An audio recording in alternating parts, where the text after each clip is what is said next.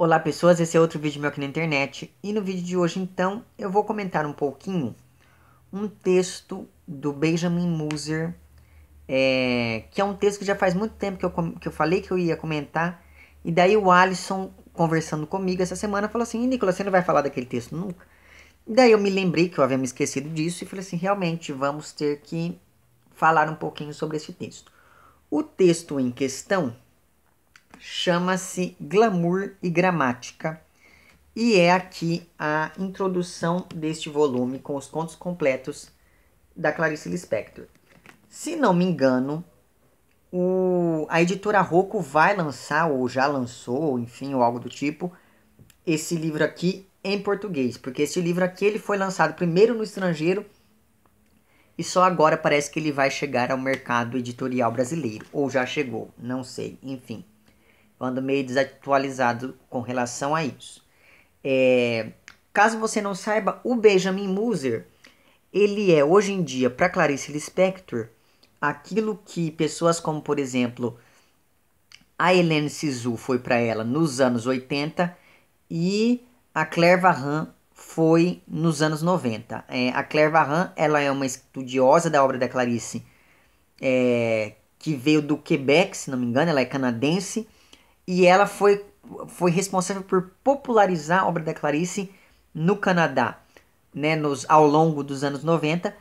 E a Hélène Cixous, ela fez o mesmo ao estudar a obra da Clarice pelo viés feminista nos anos 80. Né? A Cixous é uma francesa e daí ela incorporou aos estudos sobre o feminismo a obra da Clarice e isso acabou gerando uma popularidade muito alta para Clarice na França e, enfim, até hoje ela é bem conhecida por lá. Nos Estados Unidos é uma coisa interessante porque até 2009, 2008, a fama da Clarice não era muita entre o público. As pessoas que liam Clarice no estrangeiro, né, nos Estados Unidos e na Inglaterra, sobretudo, geralmente eram pessoas que eram da academia e liam Clarice enquanto pesquisadores, né? Liam a Clarice no âmbito acadêmico. Quando em 2011, se não me engano foi em 2011, o Benjamin Moser lança essa biografia aqui, né? Essa minha edição aqui é uma edição inglesa da biografia, enfim. Quando ele lança essa biografia, que chegou aqui no Brasil pela Kozak Naif, o que acontece? Quando ele lança, a popularidade da Clarice entre o público fora da academia começa a crescer. E daí, é claro, a biografia da Clarice aqui ela tem essa edição de bolso, mas ela também tem essa edição maiorzinha aqui. Enfim, então o Moser, ele desde então ele começou um trabalho muito interessante de popularizar, de tornar pública a obra da Clarice no exterior, o que é uma coisa bem interessante. Esse trabalho de divulgação que já havia começado com a biografia, ele começou a ficar cada vez mais latente quando o Moser fez o que? Ele foi responsável por fazer uma série de republicações de obras da Clarice no estrangeiro em novas traduções e coisas do tipo. Então, em decorrência disso, foram feitas novas traduções aqui em 2012 da Hora da Estrela, do Água Viva e da Paixão Segundo GH, isso em 2012. E em 2013 foi feita a retradução aqui do Perto do Coração Selvagem, de Um Sopro de Vida e agora o ano passado o Moser ele foi responsável por organizar uma coisa que até então era inédita, que é justamente o que? A reunião, a compilação de toda a obra da Clarice no que diz respeito à produção dela dos contos, né? Então, pela primeira vez foi publicada então uma antologia que reúna todos os contos da Clarice em um único volume aqui. Essa minha edição é a edição inglesa, mas eu também tenho a edição norte-americana. E também tenho as edições norte-americanas aqui destes livros, desses romances da Clarice. Então aqui está o Perto do Coração Selvagem, A Paixão Segundo GH, Água Viva, Um Sopro de Vida e A Hora da Estrela. Enfim, todos esses textos eles foram retraduzidos aí em 2012 e 2013, e essas novas edições no estrangeiro acabaram ali, né, despertando um novo interesse no público sobre a obra da Clarice. E é claro que isso teve consequências significativas. Por exemplo, o ano passado, este livro aqui ficou não sei quanto tempo no topo dos mais vendidos do The New York Times. Então, assim, foi um evento a publicação deste livro, não só para questões editoriais, mas também pela questão da obra da Clarice, né? Porque é muito importante que uma escritora que tenha tido uma obra tão vasta tenha pela primeira vez aqui sido publicada inteiramente enquanto contista. E é claro, houveram algumas outras incursões nesse sentido. Se não me engano, tem uma edição argentina que reúne alguns contos da Clarice, mais do que as edições que nós temos aqui no Brasil. Só que ela ainda não tem os contos completos porque ela não traz os contos da juventude de Clarice. Então, não podemos chamar esses textos por esse nome, mas ainda assim houve esse esforço antes, mas ele foi muito bem realizado aqui pelo Muser, que, como eu disse para vocês, ele está fazendo um excelente trabalho de divulgação e de reaproximação da Clarice do grande público, que eu acho uma coisa extremamente louvável, e isso enquanto fã e enquanto, enfim, pesquisador da obra da Clarice, eu acho importante que haja essa divulgação da obra dela, sobretudo lá fora. E daí, então, aqui neste... Eu sempre leio, como eu já conheço os romances, eu não leio os romances em inglês, né? Até porque ler Clarice em outro idioma é sempre muito mais difícil do que ler Clarice em português. Então, já que eu tenho o benefício de lê-la no original, então eu leio no original. E daí o que acontece? Então eu não leio os romances todos, mas eu sempre leio as introduções assinadas geralmente pelo Benjamin Muser. E são sempre textos muito bem cuidados, são sempre textos em que ele expõe um posicionamento muito interessante acerca da obra da Clarice, enfim, tanto do livro em questão quanto do conjunto da obra. Então acho bem interessante. E daí eu fiz a mesma coisa quando eu ganhei aqui o ano passado essa edição aqui. Apesar de eu não ter lido os contos em inglês, eu falei assim, ok, eu vou ler aqui então essa introdução. E daí eu fui lendo e me lembrei que eu já havia entrado em contato com este texto antes. Por quê? Alguns dias antes do texto ser lançado, do livro ser lançado, a Ilustríssima, que é um caderno da Folha, publicou alguns trechos desse texto, e uma coisa me chamou a atenção quando eu li um trecho específico, e depois eu percebi que outras pessoas que são estudiosas ou admiradores, enfim, da obra da Clarice, mais os estudiosos do que os admiradores, perceberam que havia algo errado no ar. Mas antes de eu falar desse ponto em específico, vamos falar de qual que é o caminho que o Muser percorre para chegar aqui nesse texto, que é lá o Glamour e Gramática. A primeira coisa que ele faz é recuperar as origens da palavra glamour, né? Que tem o mesmo radical da palavra grammaire. Então ele faz essa aproximação entre o glamour e a gramática aqui em algum momento do livro, do texto dele. E ele vai falar basicamente que a palavra glamour, ela nasce com um outro sentido além daquele que nós conhecemos hoje.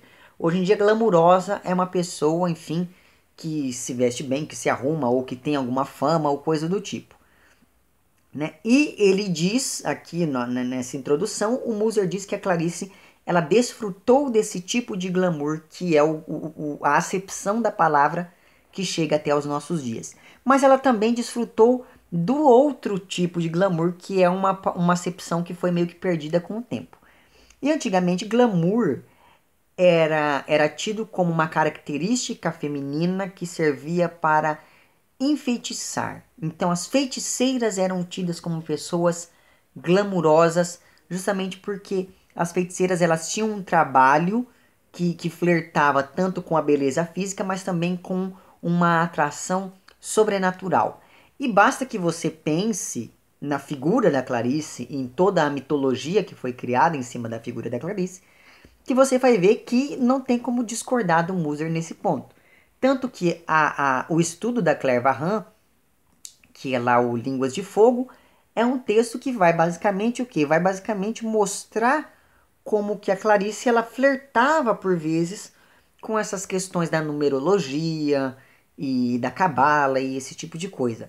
Tanto que se você for visitar um dia, tiver acesso um dia aos arquivos da Clarice Lispector, você vai ver que isso é uma coisa recorrente. É muito fácil você estar olhando um manuscrito e ver lá alguma anotação referente a coisas numerológicas, digamos assim. E a Clarice ia em cartomantes, enfim, tal. E é justamente por conta disso, por exemplo, e por conta de uma aura que a própria Clarice emanava, digamos assim, construía, que ela, por exemplo, foi convidada lá nos anos 70 para fazer parte do primeiro Congresso Internacional de Bruxaria em Bogotá, né? E parêntese no vídeo. Eu não sei se você já assistiu um episódio do Chaves em que o Chaves pergunta se a dona Clotilde já voltou de Bogotá. Aí o seu Madruga fala: Ah, já voltou sim, eu ouvi falar que lá teve um congresso de bruxas recentemente. A Clarice Lispector estava nesse congresso de bruxas. Fecha parênteses. Enfim, e daí o que acontece?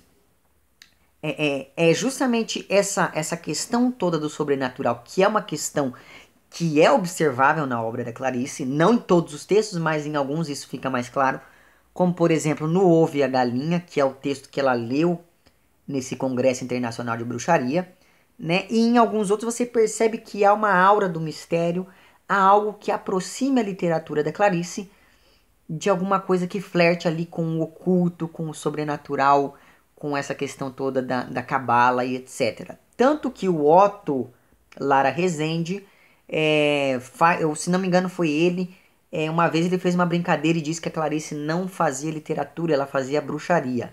Então perceba que há toda uma ideia de aproximar a literatura da Clarice de algo que seja aí sobrenatural. E é justamente isso que o Moser vai recuperar nessa nota introdutória dele. E ele vai fazer isso de uma maneira bem interessante que eu gostei bastante. Me atraiu bastante essa nota introdutória nesse sentido. Outra coisa que ele vai falar que também, que é uma coisa que é muito importante hoje em dia, que é falar da importância de Clarice Lispector para a nossa literatura. Por quê? Porque a Clarice Lispector foi uma das primeiras mulheres, ou a primeira mulher que teve uma certa visibilidade e que falou da própria mulher. Né? Antigamente, não, a Clarice ela começa a escrever nos anos 40 do século passado, então quer dizer, o papel da mulher naquela época era um papel extremamente secundário dentro da literatura e dentro da sociedade como um todo. E daí vem a Clarice e lança em 43 o Perto do Coração Selvagem, e foi um livro que fez o maior fuzuê, tanto que vários críticos concordam que foi a maior estreia literária da história da literatura brasileira, porque realmente foi uma coisa assim estrondosa. E isso, sobretudo, porque a Clarice ela vai fazer um trabalho com a linguagem extremamente complexo, né?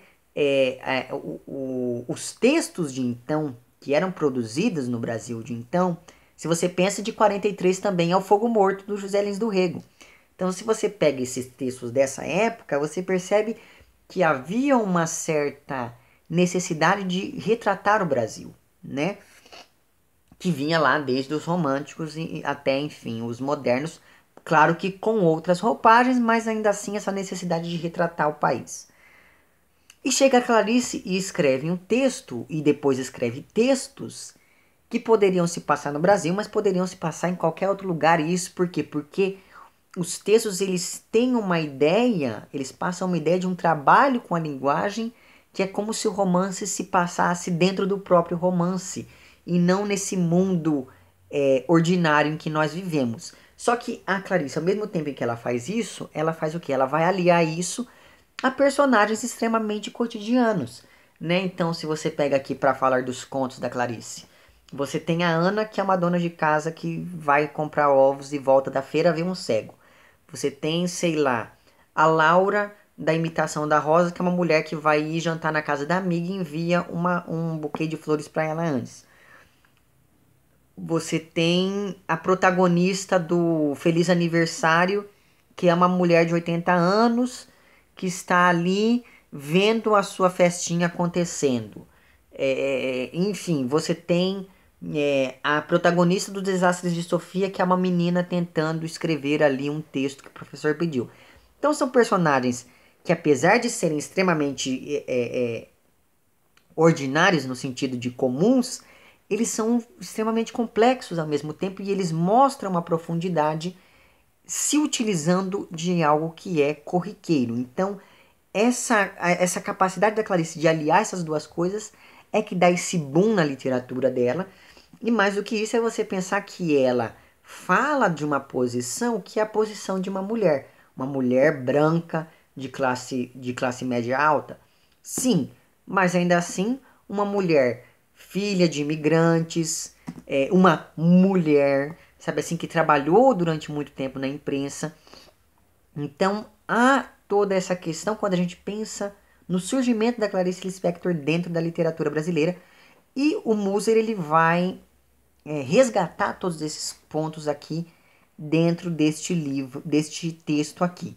Não sei se a edição deste livro aqui no Brasil vai ter esse texto também. Eu espero que tenha, porque daí você pode, enfim, ter um acesso maior a ele.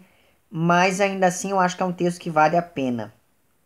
Se não me engano, ele tem disponível na internet. Se eu encontrar, eu vou deixar lá embaixo. Só que aí, o que acontece? Não foi por tudo isso que eu resolvi fazer um vídeo sobre este livro. A Tati Feltrin, ela fez no mês de abril um vídeo em que ela falava de apropriação de ideias. Eu vou deixar o link para este livro, para este vídeo lá embaixo, então você veja, caso você ainda não tenha visto. Enfim. E daí, o que acontece? Por que eu estou dizendo isso? Porque o Moser, ele vem e fala disso tudo e tal, não sei o quê.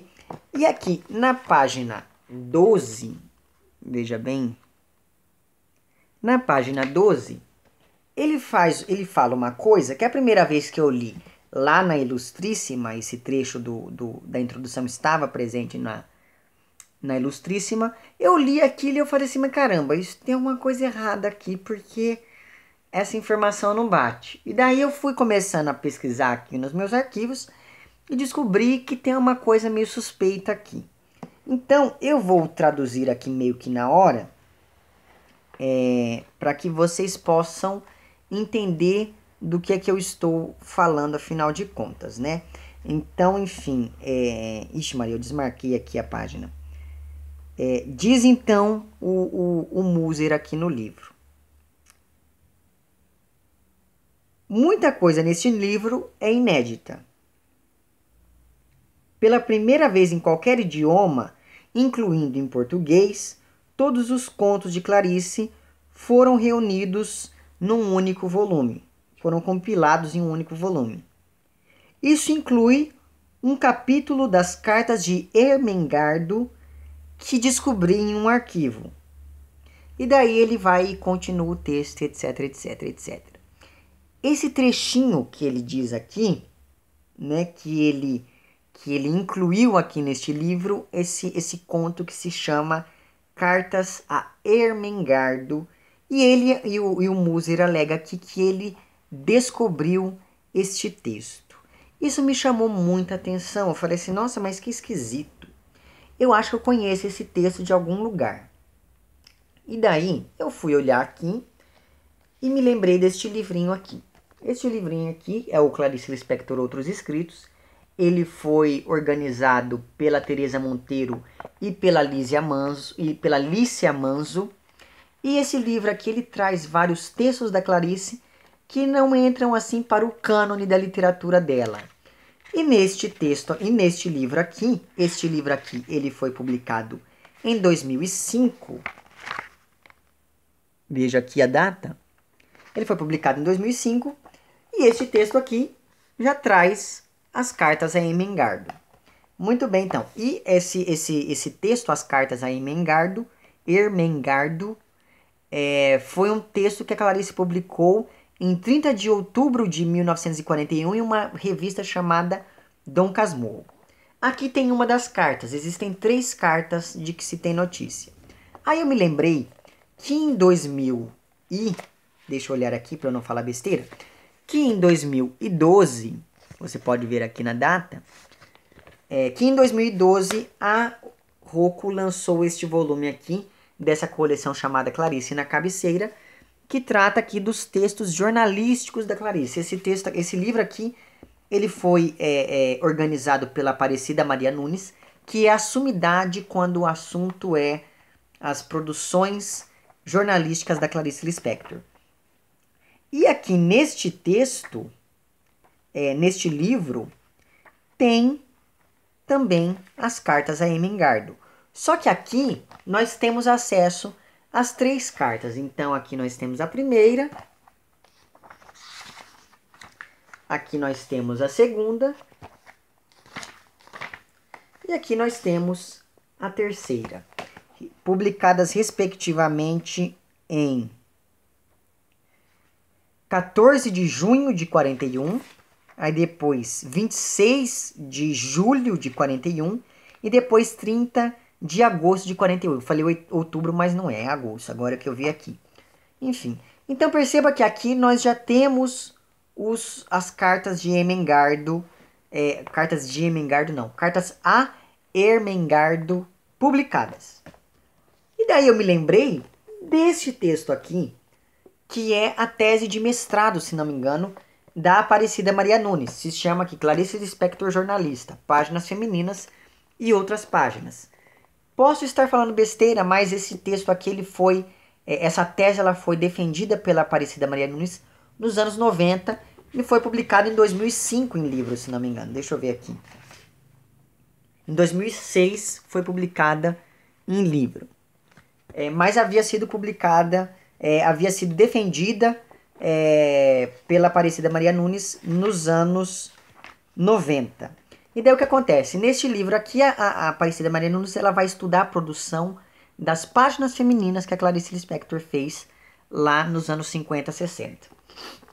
Só que antes de chegar lá, ela vai mapear as produções jornalísticas da Clarice pela obra toda. Porque a Clarice ela sempre publicou em jornal, né? E daí aqui na página 37, no primeiro capítulo do livro, existe um subcapítulo chamado Rastreando o Caminho. E daí o capítulo diz o seguinte: Renar Pérez afirma estar Clarice no 2º ano do curso complementar de Direito no Colégio Andrews, no Rio de Janeiro, quando publica o primeiro trabalho, um conto que leva à redação de Dom Casmurro e entrega a Álvaro Moreira. O subcapítulo começa assim, e daí ela puxa uma nota de rodapé que mostra quando que esse Renar Pérez publica isso. E ele publica isso em 1964. Não sei se vai dar para vocês verem aí. Tá? Publica isso em 1964. Daí ela continua. Cartas a Ermengarda, segundo Célia Regina Ranzolin, é o texto de que fala Renar Pérez. E daí ela puxa outra nota e vai mostrar aqui a data em que a Célia Regina diz isso. E a mulher diz isso em 1985. E daí ela diz: pesquisando no periódico Dom Casmurro, conforme as informações de Ranzolin, localizo o texto que seria considerada a primeira publicação de Clarice. Cartas a Ermengardo e não Ermengarda aparecem em 30 de agosto de 1941. Mas apesar dessas indicações, ainda não seria esse o texto de inauguração de Clarice na imprensa brasileira. E daí ela vai começar a comentar o primeiro conto da Clarice, que é um conto que ela publica numa revista chamada Pan. Mas enfim, esse é assunto para outro vídeo. O que acontece?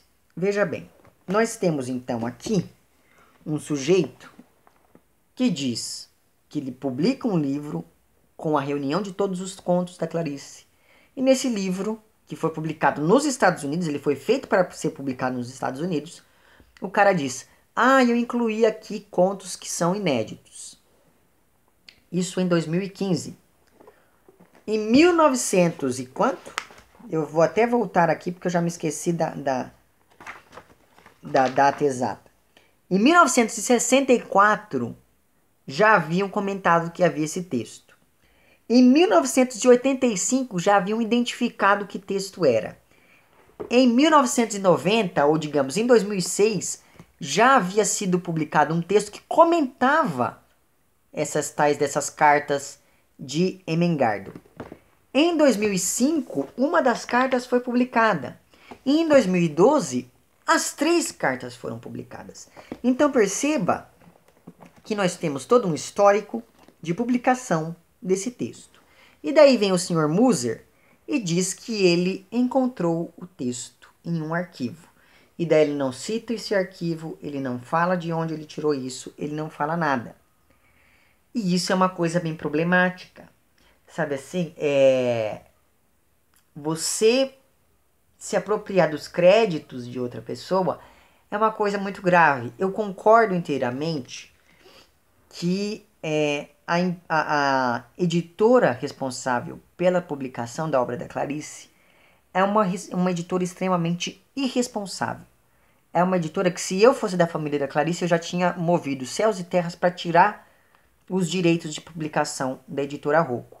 Porque é uma editora que se presta ao papelão de não fazer uma edição especial para comemorar, ou melhor dizendo, eu vou até pegar o texto aqui para vocês verem o que me gera indignação.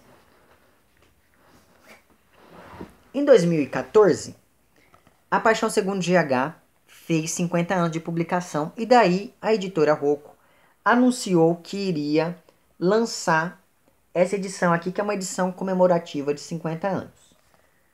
Se fosse em qualquer outra editora, eu tenho certeza que eles teriam colocado pelo menos um texto crítico sobre o livro. A única coisa que eles colocaram aqui de diferente, além dessa capa bonitinha, é essa citação aqui. Sabe, é uma citação de 1, 2, 3, 4, 5, 6, 7, 8, 9... Uma citação de 10 linhas. Neste que é um dos textos mais importantes da literatura brasileira do século XX. Daí eles vão fazer uma republicação e eles só colocam isso. Esse daqui é o livro mais estudado da Clarice Lispector. Sabe? E daí eles vão e, sem ter nenhum cuidado, vão lá e publicam o texto assim, normalzinho, sabe? Sem nenhum traquejo editorial, sem nenhum respeito tanto pela obra quanto pelo público, e vão lá e publicam o texto assim, liso, normal. Sabe? Então eles vão lá e reeditam e só mudam a capa, nem colocam... Vocês entendem o que eu quero dizer? Eles poderiam ter feito tanta coisa aqui e não fizeram. Então eu reconheço que o mercado editorial brasileiro pode não dar valor para Clarice Lispector. Eu reconheço que o público leitor brasileiro não dá valor para Clarice Lispector porque fica citando frasezinhas bestas no Facebook por aí, falando que quem escreveu foi a coitada da mulher. Quando na verdade não foi isso que aconteceu. Sabemos disso, não é verdade? Então eu sei que nem o mercado editorial e nem o público muitas vezes tem o respeito que a Clarice mereceria. Mas, né? E aí entra o Nicolas, que não é só fã, mas é um Nicolas que também é pesquisador da obra da Clarice, e diz que eu não me conformo que esse sujeito, que o Benjamin Moser, que ele pegue e passe a impressão para os gringos de que a academia brasileira não reconhece a grandiosidade da Clarice Lispector. A Clarice, ela é a escritora mulher mais estudada do Brasil, sabe? Ela só fica atrás, se não me engano, do Machado de Assis e do Drummond. Depois deles dois, vem a Clarice em número de pesquisas feitas sobre a obra. E daí vem esse cara e dá a impressão de que os textos estavam engavetados e daí ele fez o grande favor de ir lá e descobrir. Não. Sabe assim? Não. Isso é muito feio. Sabe? Quando a Tati fez aquele vídeo, eu me lembrei automaticamente disso. Porque isso é uma coisa muito grave. Sabe assim? É uma coisa muito grave o cara pegar e assumir a responsabilidade pela descoberta desses textos que já estavam circulando há muito tempo. E daí o que acontece? Acontece que lá fora pode dar a impressão de que a gente aqui está com os braços cruzados e depende que venha outra pessoa para cá para poder descobrir coisas dos nossos escritores. Então percebe como isso é revoltante? Então assim, perceba, eu não estou falando que não é para você confiar no Moser ou coisas do tipo. Muito pelo contrário, eu acho que a biografia que ele fez lá, o Clarice Vírgula, é uma das biografias mais completas, mas desde a época do lançamento daquela biografia, tem algumas coisas ali que me deixaram com a pulga atrás da orelha. Porque assim, é muito conveniente você ir e falar todo tipo de disparate que você quiser, e daí você falar assim, ah não, mas quem me disse isso foi uma pessoa que já morreu, então... E essa pessoa, ela era, sei lá, irmã do meio da Clarice. Ela me confessou isso e daí depois ela morreu. Sabe, eu acho isso muito complicado. Então, na época em que essa biografia foi lançada, eu já fiquei com um pezinho atrás. E daí vem esse senhor e faz isso.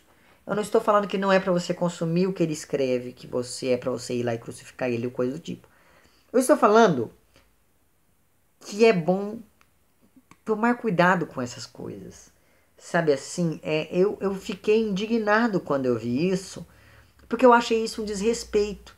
Eu achei isso um desrespeito não só com as pessoas responsáveis pela descoberta desses textos nos anos 60 e nos anos 80, pelos comentários sobre esses textos nos anos 90 e no início dos anos 2000, e pela publicação desses textos agora em 2012, eu acho um desrespeito contra todas essas pessoas, mas eu acho um desrespeito maior ainda, não só com o público lá de fora que vai consumir esse material, que tem uma informação que não é verdadeira, mas também com o próprio brasileiro. Sabe assim, eu enquanto pesquisador da obra da Clarice, eu me sinto ofendido com isso, porque é como se, sei lá, como se eu não tivesse capacidade de encontrar um texto dela.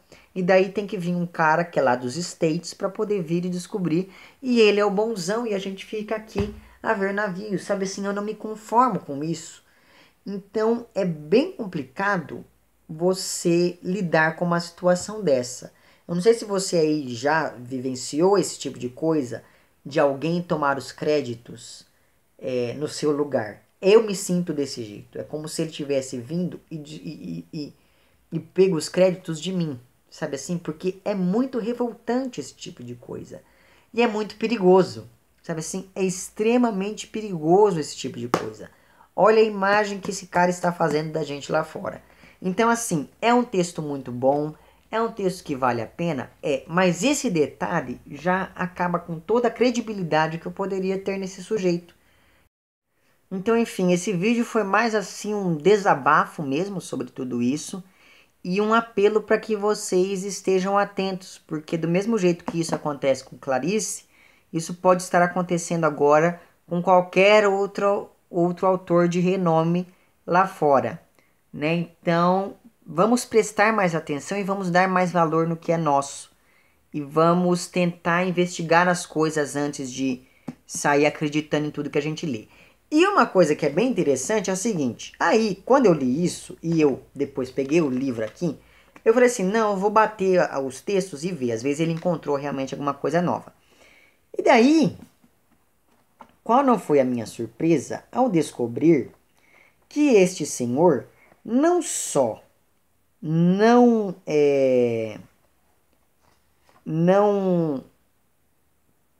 publicou um texto novo, mas ele também não publicou todas as cartas de Ermengardo aqui. Aqui tem uma das cartas. As outras duas não estão publicadas aqui. Então, assim, são os contos completos da Clarice? São, de fato. Aqui tem a maior parte das publicações. Mas a partir do momento em que faltam dois textos, será que o conto, o livro pode se chamar Contos Completos? Não sei, eu fiquei com essa dúvida na cabeça, então você aí que assistiu esse vídeo até agora, me responda lá nos comentários o que você acha disso tudo, certo? Enfim, como eu disse para vocês, esse foi mais um vídeo de desabafo mesmo. Não estou falando que é para você sair pregando pau em ninguém, que é para você sair crucificando as pessoas. É só para você estar atento, certo? É isso então. Se você gostou do vídeo, não esqueça de curtir e de compartilhar. Caso não tenha gostado, não esqueça de dizer lá embaixo por que não gostou. Se você está inscrito no meu canal, muito obrigado pela sua inscrição. E caso não esteja inscrito, se inscreva também lá embaixo. E se você tiver qualquer outra coisa que você queira acrescentar a esse vídeo, não esqueça de dizer lá embaixo nos comentários também, certo? É isso então. Um abraço para vocês todos e até o próximo vídeo. Tchau.